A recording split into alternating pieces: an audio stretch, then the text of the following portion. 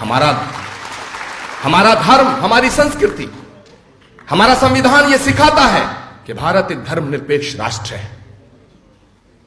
और धर्मनिरपेक्षता का मतलब यह नहीं है कि हम किसी धर्म के पक्ष में हों और किसी धर्म के खिलाफ हों। जब हिंदुस्तान को आजादी मिली, हिंदुस्तान तकसीम हुआ, तो जिन्होंने हिंदुस्तान की इस मिट्टी से मोहब्बत थी उन्होंने यहां रहना पसंद किया। जो जाना चाहते थे वो चले गए, जो जाना चाहते थे वो चले गए। लेकिन मेरे दोस्तों, जो हिंदुस्तान की मिट्टी में पैदा हुआ है और हिंदुस्तान की मिट्टी में मरना चाहता है, तुम होते कौन हो उससे सबूत मांगने वाले? महमूद मदनी साहब अक्सर एक बात कहा करते हैं कि हिंदुस्तान के मुसलमान को मौका था पाकिस्तान का इंतखाब करने के लिए, लेकिन उसने नहीं चुना, उसने हिंदुस्तान की मिट्टी में मरना कबूल किया।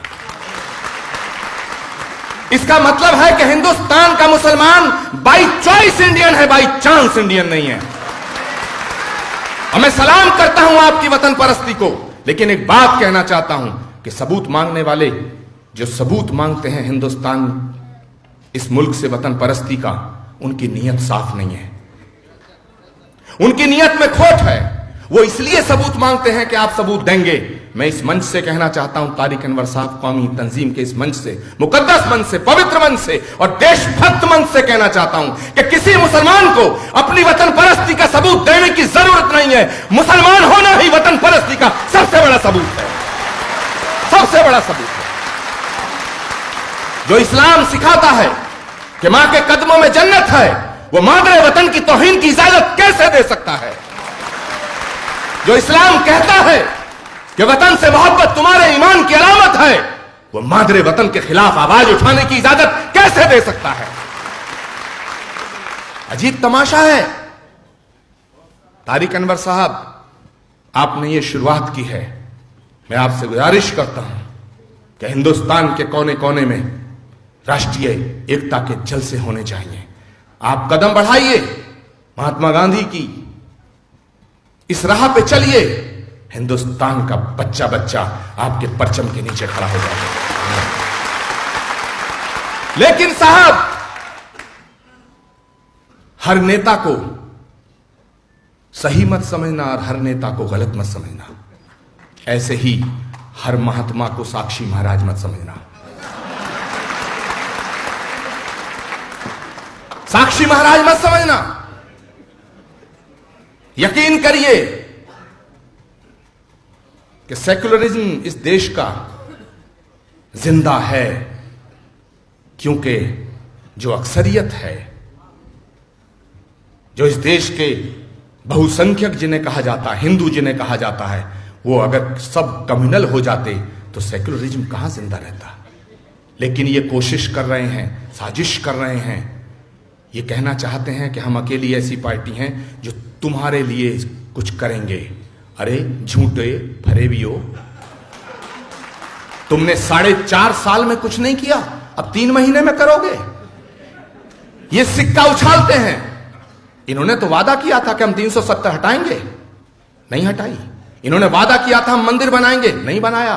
इन्होंने वादा किया था कि हम बेरोजगारी दूर करेंगे, नहीं की। इन्होंने वादा किया था हम काला धन लाएंगे, नहीं किया। काला धन लाएंगे। आज काला धन के ऊपर जो यूपीए की गवर्नमेंट के खिलाफ जंतर मंतर से लेकर रामलीला मैदान तक तमाम जितने महात्मा आंदोलन किया करते थे, मुझे लगता काला धन आया है देश में, पर उनके आश्रम में चला गया।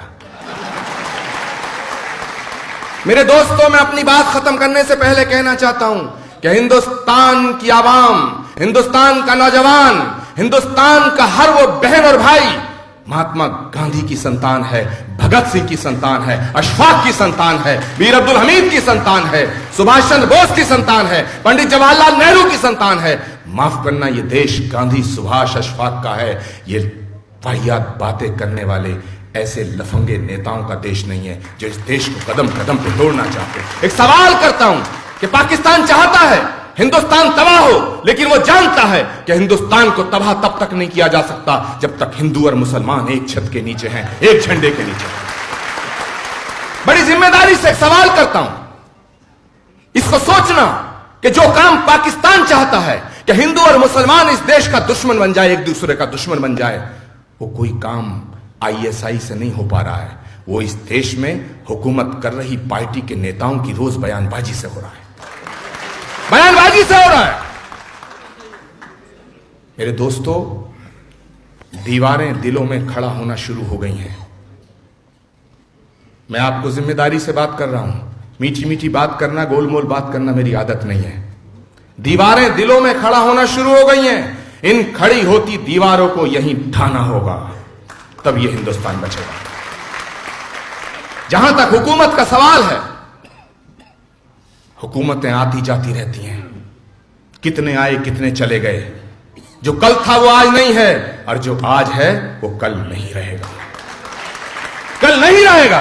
तारिक अनवर साहब, आपका शुक्रिया, आपने मुझे यहां बुलाया। मैं आपका साथ देने का वादा करता हूं, लेकिन ऐसा वादा नहीं जो 2014 में हिंदुस्तान के प्रधानमंत्री ने किया था। ऐसा वादा नहीं। मैं वादा करता हूं, आप चलिए। जमाना कुछ भी कहे उसका एहतराम ना कर, जिसे जमीर ना माने उसे सलाम ना कर। जमाना कुछ भी कहे उसका एहतराम ना कर, जिसे जमीर ना माने उसे सलाम ना कर। और हमें बदनाम करने वालों, आपके लिए खास तौर से कह के जा रहा हूं कि जिसे जमीर ना माने उसे सलाम ना कर। और खतरा हमारे मुल्क को तेरी नीयत से है। मेरी आवाज में नाम नहीं ले रहा किसी का। खतरा हमारे मुल्क को तेरी नीयत से है। अपने अमाल को बदल, हमें बदनाम ना कर। बहुत बहुत शुक्रिया। खुदा हाफिज।